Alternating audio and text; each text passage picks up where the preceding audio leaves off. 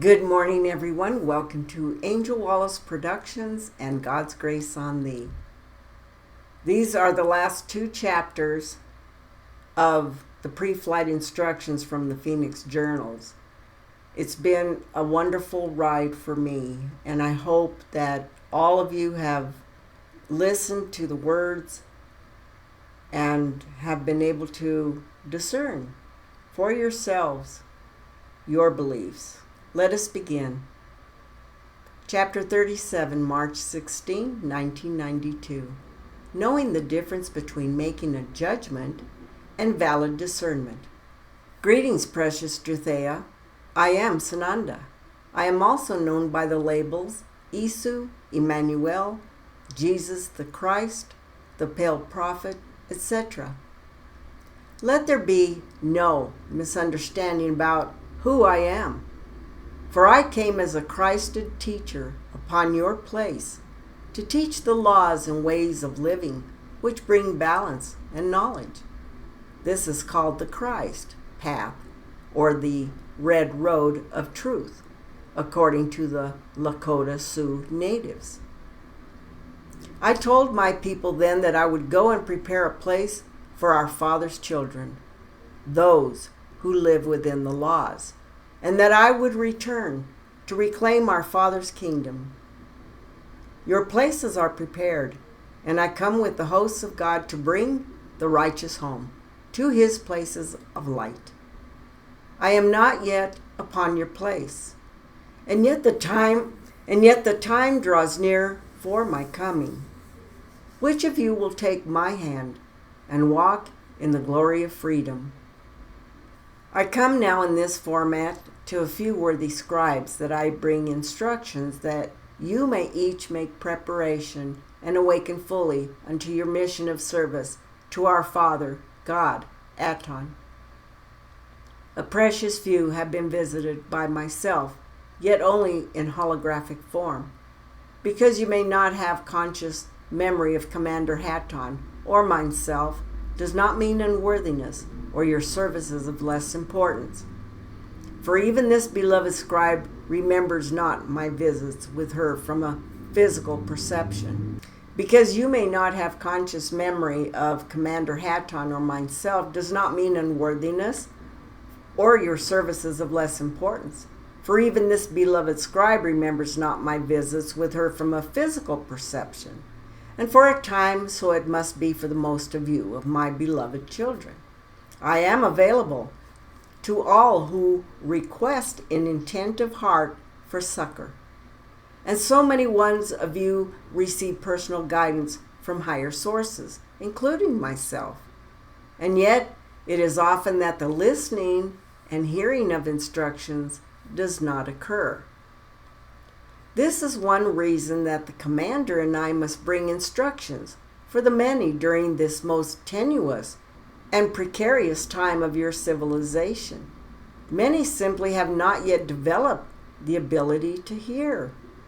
And many of you who have come specifically to serve during this transition often seem to get your wires crossed. This is because the adversary works diligently to confuse and confound your instructions. And walking in balance every moment seems all but impossible upon your place, for the pitfalls and obstacles, although illusion, are most real in the encounter and response to same. It seems to you who have walked through the worst minefields of terror and confusion that you carry many battle scars.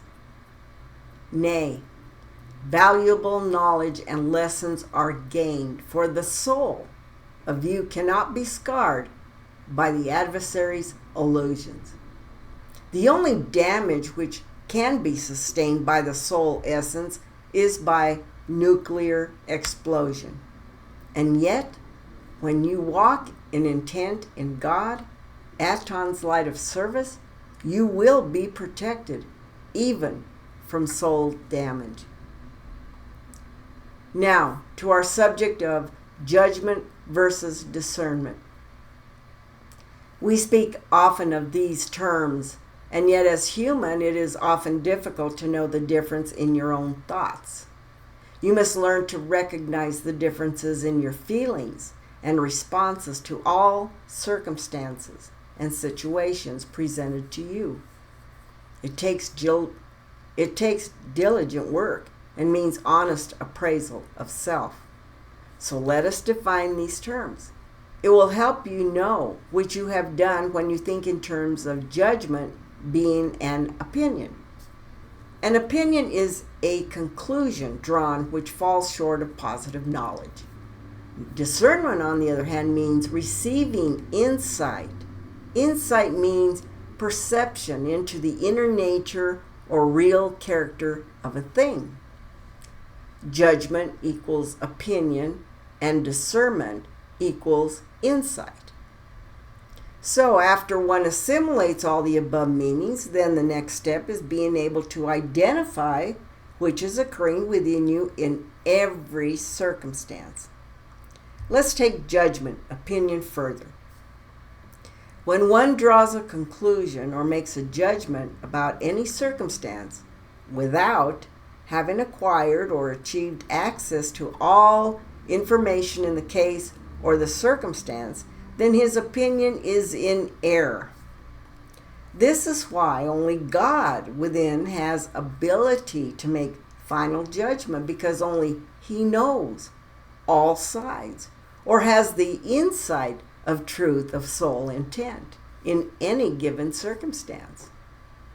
As human, you are not given the right to judge any human. And you must, through discernment, know about the behavior which defies God's universal laws of balance. No man can know the true contract of another. So it is only behavior and actions which are in point of the effort to understand the cause thereof. So what part of you wishes to make judgment and opinion without having achieved access to all the information? Or to put it bluntly, which part of you would deem itself the power of Creator to judge? If you said physical ego, or what I often refer to as the altered ego, you are quite correct. The problem comes when you make a judgment, opinion, from your physical ego, and then you act upon that opinion, not knowing you are in error. If, for example, your coworker makes a comment or even a request and you feel hurt or angry, which part of you feels this? Your physical ego is the part which chooses to take offense. Was there intentional offense given towards you? Well, how do you know? And how will you find out? If you have reasonably concluded that there is obviously intentional attack against you, what can you do? If you ask the Father within to show you, help you gain insight into the cause of the intentional attack or disdain directed against you, do you know what happens? And how does it feel when you begin to honestly look at why the person has attacked you or intentionally attempted offense? I will give you a hint about how to recognize insight. You no longer feel hurt or resentful. The only feeling you may have, depending on the circumstance, is compassion. This is when your opinion of you is in error, and you know, and yet they do not know they err. And how can you take offense, for example, when you gain the insight that they are afraid and are stuck in their own physical ego opinion? Only when your physical, emotional response is set aside and you seek God insight about the cause of the other one's attack or intentional offense against you, can you then respond accordingly in balance. Why would you need to argue with someone when you know you stand in the light of truth? You certainly can discuss any matter even when the ones in point do not agree with one another. And you must learn to discern the difference between an argument about who is right and a discussion which brings a light of understanding of perceived differing points of view. It is often in healthy discussion of any matter that seemingly opposing views are not opposing. It may even be differing communication methods. Often your misunderstandings occur because of miscommunication of intent or misunderstanding of communication of intent. How will you know your perception in error if you did not actively seek clarification in a respectful manner? What to do about moral infringements? Now, Druthea has some confusion about the intricacies of involving judgment versus discernment. When godly morals are infringed upon by others, what do you do, if anything, to ones or about ones who defy God's laws? Well, let's discuss homosexual behavior.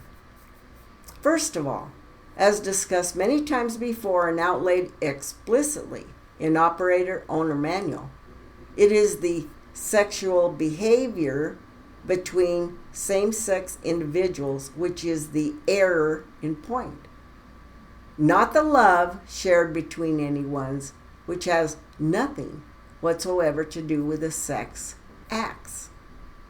The reason Commander Hatton has said, and it is absolutely a fact, that you cannot legislate morality is because morally righteous behavior is achieved by example through knowing and living God's laws.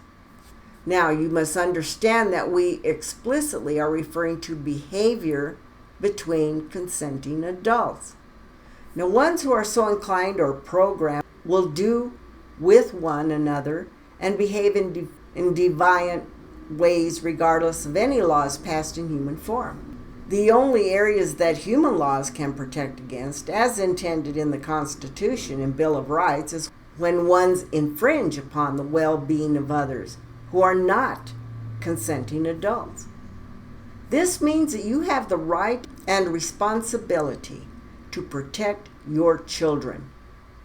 You do not have to sanction or support any behavior which defies God's laws, and that includes support of pornographic art, homosexual persons teaching your children about alternative lifestyles, state-funded abortions, and the like. You must recognize that you now live in a society in which all manner of greed, corruption, violence, murder, and sexual deviation are being thrust down your throats, while your basic, decent human rights are being stomped upon. This is why the phoenix will rise from the rubble and ashes of the destroyed evil into rebirth of righteousness again. And these things of evil projection, and that includes every so-called businesses which thrives upon greed and corruption of the senses, spirit, and will fall into destruction. These ones have brought upon themselves the consequences of their own defiance of balance and love. Now you ones who walk honorably in righteous God intent shall be the remnant who are building and will rebuild moral character into the next generations who come. The glory and freedom which awaits you, precious ones of God intent, is beyond your human comprehension. These are the things I long to share with you. For like Hatton, I see the bigger picture. We have much to do, and this is but a beginning.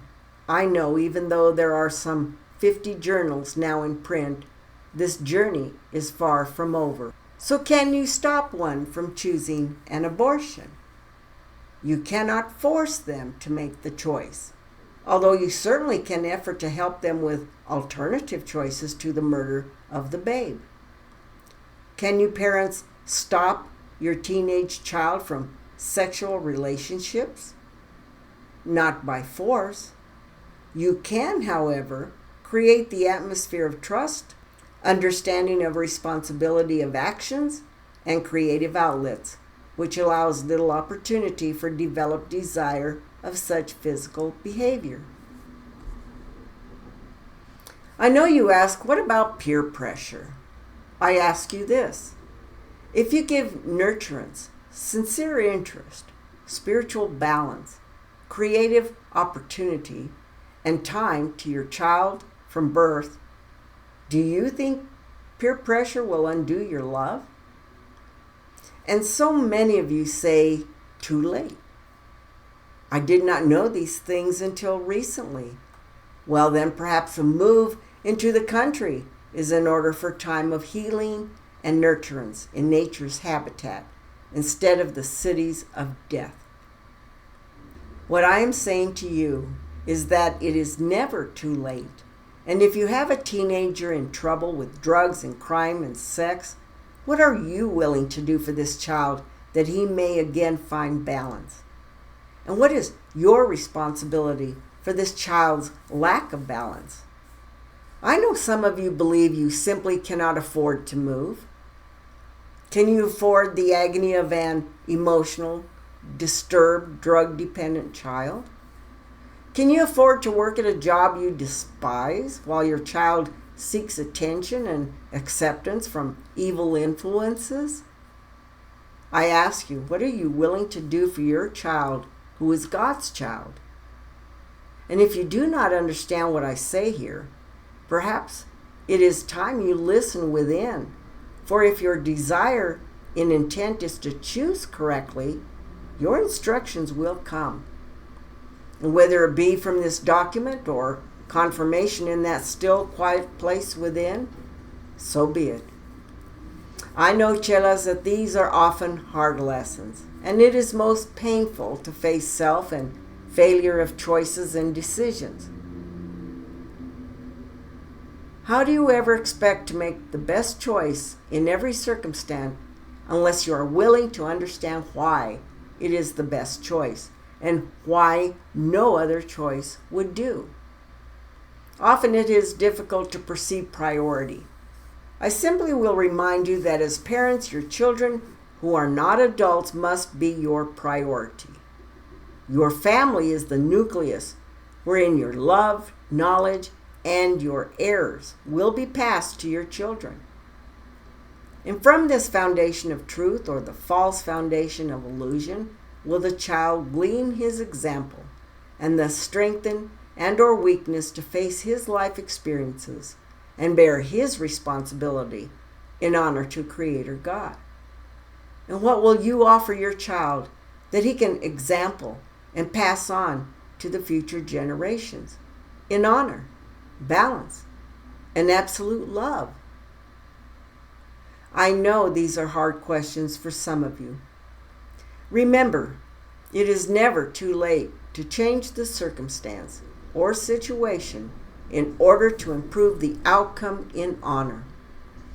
Let your errors be faced that they may not require repeat of the error in ignorance, and therefore suffering because of ignorance.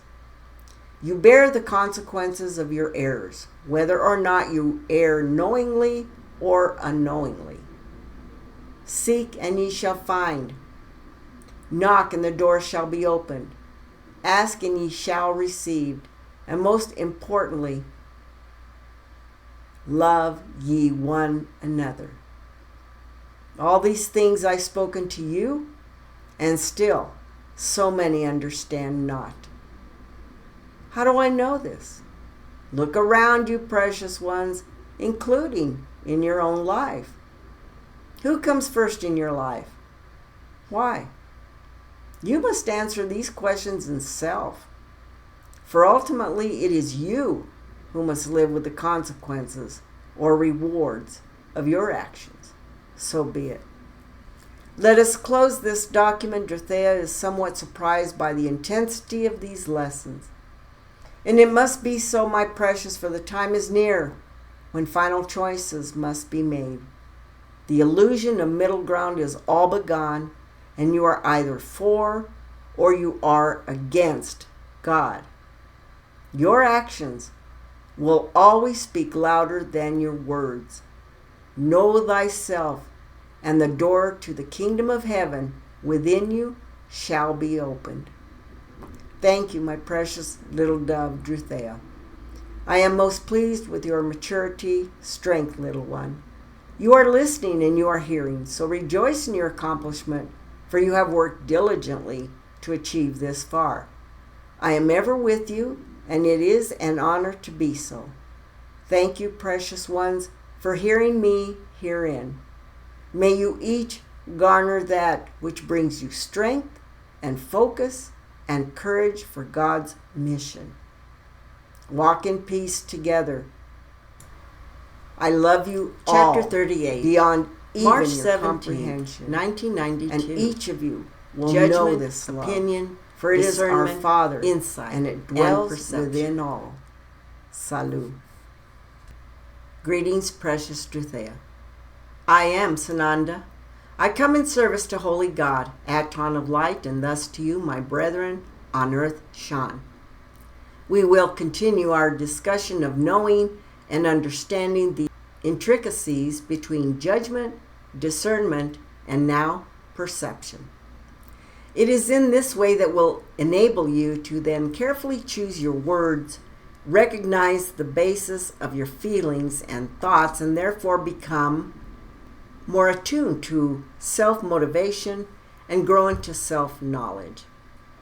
By knowing self, are you then forming the foundation of knowledge with which to grow in spirit of oneness with Creator God, and thus earn your wings as an honorable co-creator.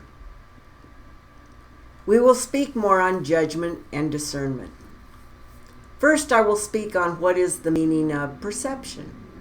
To perceive means to become aware of something through the physical senses: see, hear, feel, taste, or smell. If you have read Germain's Palladian Connection journals, then you know that the physical senses alone can be most misleading, for those senses are only capable of monitoring effects of the illusion of motion. Now, when you are able to use your physical senses in conjunction with discernment, insight gained from the light of higher knowledge, achieved through experiences of life streams, communion with God within, and balanced intent of service, you have established a complete basis of truth and wisdom in which to act upon. Only through achieving higher insight will you be able to ever draw a conclusion of understanding, wisdom, about the cause of any given circumstance, behavior, disease, and that includes this conspiracy of evil upon your planet, which you now find yourselves racing. Otherwise, if you have not learned to access higher knowledge, any conclusions you may draw will be only ego opinion based upon perhaps only part of or even none of the actual information needed to take the necessary, valid, effective action. In other words, you are jumping and you have no feet upon which to land, or the ground upon which you jump is quicksand. Insight of God helps you form the foundation and the basis of truth and wisdom upon which you can build your structure of balance in which to serve God in your highest potential. Now, with this firm, impenetrable foundation established and in place, then you can investigate the materials with which to build your spiritual perfection. First comes your foundation based upon the laws of God and creation. And from there comes the choices of which materials will empower your foundation in balance and harmony, or which are less than perfection. Often you will choose materials and then remove them and start again, for they did not hold up during the testing, which all materials, information, knowledge, will inevitably endure. And always will your intent be tested as to why your choices work or do not work. No other can build either your foundation or choose your materials or decide your intent for you. And there are others who can show you the errors in your foundation and materials and even why your intent has sabotaged you.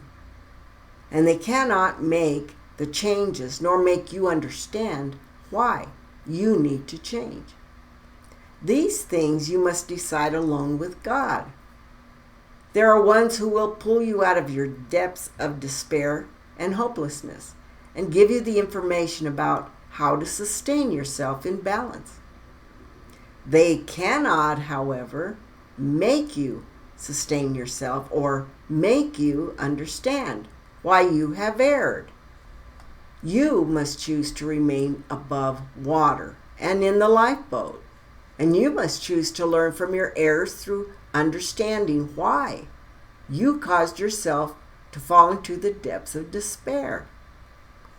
You must choose to learn how to sustain yourself in balance.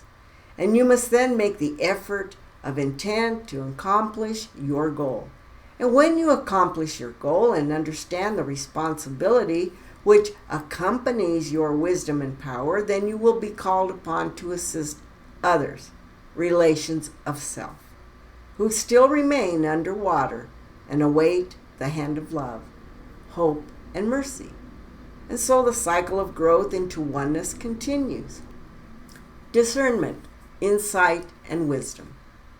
Since receiving insight into the inner nature and real character of a thing or circumstance allows for a more balanced, perceptive point of view, wisdom can be allowed fruition within you. Now let us define wisdom: knowledge, learning, practical judgment, insight, and common sense. These are the terms used in your dictionary to define this word. You can now see how knowledge, insight, judgment, and wisdom are used quite interchangeably in your language. I trust you are comprehending the differences in use of terms when I speak of terminology. I am efforting to show the differences between information, opinions, theories gathered from the physical senses based upon the effects of the illusion of motion, and discernment, insight, knowledge received by successfully accessing higher resources, God within, which is cause. When we, the hosts, speak of wisdom, we speak of knowingly attuning yourself to our Creator within you, communion, and thus inherently knowing and living your life in balance with all. Your choices and decisions become much fewer to choose among, for you will have and be the wisdom to know always what is the balanced choice. Therefore, the application of inner knowledge, insight, discernment is wisdom. What about free will? Michela Drew asks, the use of this term becomes obsolete, for your thoughts, choices, and actions are attuned to the one will of God. This achievement, of course, allows one to experience a manifested awareness of near perfection. And no, I will not dwell upon these higher levels longer, for it does not serve you, precious ones, to do so. Like Drew, many of you become frustrated in your efforts to figure out the universe before you have figured out how to reclaim and maintain balance upon earth, Sean. I will say it is the better part of wisdom to be patient in the unfolding of your lessons in their proper sequence. So be it. Now, as a part of your inner homework, I suggest that you once begin, if you have not yet begun, to monitor your thoughts, your feelings, and responses, and your behavior in every circumstance and interrelationship. In the beginning, you will be most aware of the uncomfortable or unbalanced responses. Here are some questions to ask yourself that you may determine the cause of your feeling. Number 1, how do I feel? Identify the emotion. For example, angry, hurt, frustrated, resentful, frightened, sad, bored, impatient, nervous, superior, inferior, inadequate, lonely, guilty, rejection. Number 2, why do I feel this way?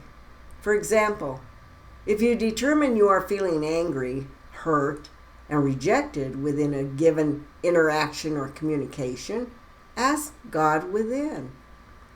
Is the offense intentional? If so, find out why one would desire to intentionally offend. How do you find out? Ask the Father within to help you see the cause, insight. Perhaps you will be shown, perhaps you will have to ask the perceived offender in order to ultimately bring understanding and thus balance to the circumstance. Number 3, why do I choose to allow another's opinion of me to hurt me? Do I believe their opinion is true? What is the basis of that belief? 4, next, how do I desire to respond? Examine your habit of response, especially when you determine the emotional base you respond from. And do you wish revenge or some other method of getting even? Do you become defensive and attack your perceived opponent? Only your physical ego would desire such tit-for-tat games. In order to achieve balance, then you will need to establish your goal. And ideally, your goal would be to heal the discord in self, and if accepted by them, in the other person as well. Can you do this by behaving in the same manner as the offender? Getting even? If that ever is plausible. Now that you have made the choice to heal the discord, the next question is number 5. Father within, please show me how I must choose to respond in this circumstance in order to achieve healing of this discord. Then you must listen and often wait upon the Lord. How will you recognize the correct guidance from God within? You will no longer feel emotional offense. Often you will be filled with compassion for your brother, for you will not longer see separation between you. When you respond as guided by Father within, you will feel the discord dissolve in yourself, and you will be deeply moved and humbled by your experience of achieving godly balance and forgiveness. There will be no regrets. You are complete and fulfilled. In addition, please remember this. Although your perceived opponent may lose his antagonism towards you as you reach common understanding, his lessons may not be complete in regards to his own responses. This is not your business or responsibility. Although you have offered an example of balanced behavior which his soul has registered, even his ego consciousness has not. Ultimately, he will need also learn to question his motives, as have you, in order to find his balance within self. Now, chelas, don't think you have achieved perfection just yet. You will get many more chances to practice at choosing balanced responses. This is called testing. And after a time, you will have achieved the wisdom to recognize and welcome your tests, for they allow you to sharpen your spiritual integrity, which ultimately moves your soul toward perfection in oneness with God. And without these challenges to your soul, there would be no reason for the journey of life you have. Which challenge would there be to walk the same path, see the same scenery, without benefit of hills to climb and streams to swim, which make the journey interesting, even if not always fun and enjoyable in your perception of those terms? You each have been given the gift of life here. It is about time all of you live and be alive. And what is the most fulfilling way to feel alive? Giving to one another. Giving truth. The word, your time, your encouragement, your care, your friendship, and yes, even your abundance in benefit to the whole. This is how you express absolute God love. God's love is light, which you are. Give this light of self as God designed you to serve. Love ye one another. This is the golden thread of every master's teachings. Wisdom is yours when you no longer question how to give love. You inherently live your life giving equally in all transactions and circumstances as our Creator intends for you. Let us close this document that Druthea may rest. And I trust that each of you are broadening your understanding and self-awareness. Thank you, Druthea, for your service. Be patient, my precious, for the lessons must come in sequence of comprehension for many, many ones. If you effort to jump the starting gun, you may cause all to return to start again. Learn to trust the process and the necessary sequence of lessons. For in the pacing and self-discipline will all who so choose be welcome to share in the winning with God. Thank you, my precious chelas, for hearing these lessons. And be at peace with self, and the struggle will not seem so. I am Sananda in service to Holy Light of God. Salut.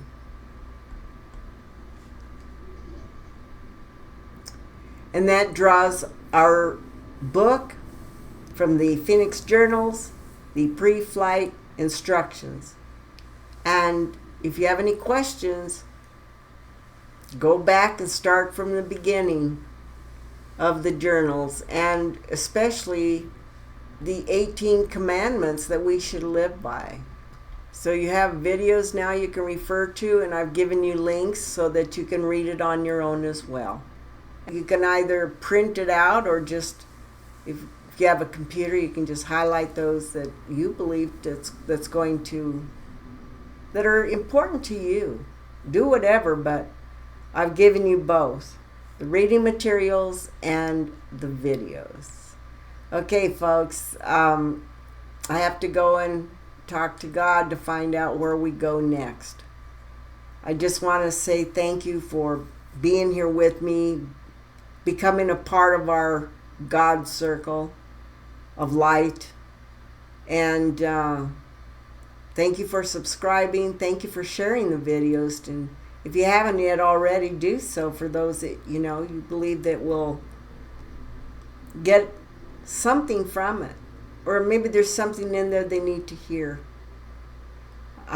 These are available on YouTube, on God's Grace on Thee. So if people don't have access to Rumble, they can also pick them up over there. And that's all I post over there are the journals. So with that, I want to say, love the God within you, because He's there. All we have to do is ask. Knock and you shall receive, right? And when you understand yourself in the knowing, then that really lets go of a lot of fears and all that. And then you see things for what it is. It's illusion. It's illusion. But you allow those types of feelings to control your life. So with that, I'm going to say, share your smile, because It makes people feel good. And hug those that you love, because life is short. And do something really kind for someone that's having a hard time, and to give them a handing help up. They are our brothers and sisters. Love you. See you. Bye.